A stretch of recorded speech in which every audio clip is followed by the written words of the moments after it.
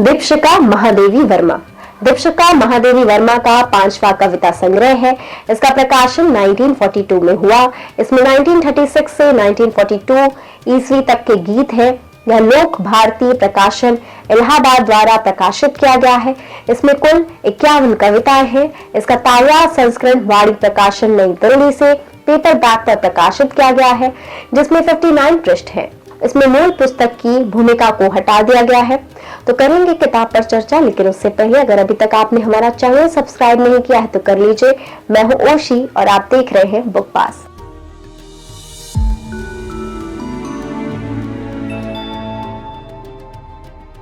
प्रत्येक गीत अनूठा एवं चित्रात्मक है।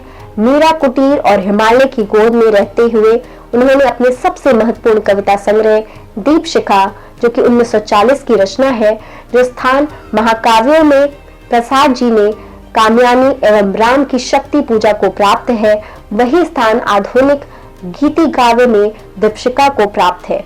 आधुनिक काव्य में श्रेष्ठ है ये गीत काव्य में श्रेष्ठ है महादेवी के गीत एवं महादेवी जी की गीतों में श्रेष्ठ है दीपशिखा। इस संग्रह के गीतों का मुख्य उद्देश्य स्वयं मिटकर दूसरों को सुखी बनाना है। महादेवी वर्मा की कविताओं का केंद्र बिंदु दुख है।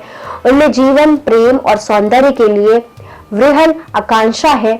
वह मार्ग की कठिनाइयों से विचलित नहीं होती, बल्कि उनसे टकराने की हिम्मत उनमें दिखाई देती है। ये वरानुभूति निराशाजनक नहीं वरन आशा से पूर्ण है। ये महादेवी वर्मा जी के अत्यंत प्रसिद्ध चित्र गीतात्मक पुस्तक है, जिसमें महादेवी जी ने अपनी कविताएं अपनी बनाए चित्रों पर स्वयं लिखी थी। इस संग्रह की भूमिका में स्वयं कहती हैं, दीपशिखा में मेरी कुछ ऐसी रचनाएं संग्रहित है जिन्हें मैंने रंगरेखा की धुंधली पृष्ठभूमि देने का प्रयास किया है। सभी रचनाओं को ऐसी पीठिका देना न संभव होता है और न रुचिकर, अतः रचना क्रम की दृष्टि से यह चित्र गीत बहुत बिखरे हुए हैं और मेरे गीत अध्यात्म के अमूर्त आकाश के नीचे लोक गीतों की धरती पर पले हैं। महादेवी के गीतों का आधिकारिक विषय प्रेम है, पर प्रेम की सार्थकता उन्होंने मिलन के उल्लासपूर्ण क्षणों से अधिक विरह के अंतर्श्वेत नामूलक पीड़ा से तलाश की है।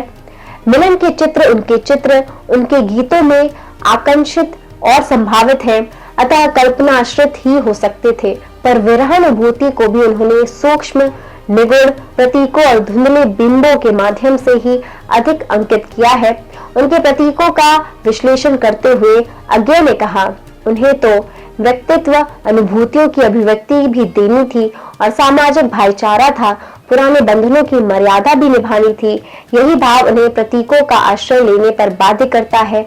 महादेवी के गीतों में ऐसे बिंबों की बहुतायत है जो दृश्य रूप या चित्र खड़े करने के बजाय सूक्ष्म संवेदन अधिक जगाते हैं। रजत रश्मियों की छाया में धूमिल धन सा व आता जैसी पंक्तियों में वह को प्रकट करने की अपेक्षा धुंधलाने का प्रयास अधिक दिखाई देता है। उम्मीद करते हैं आपको ये वीडियो पसंद आया होगा। शुक्रिया।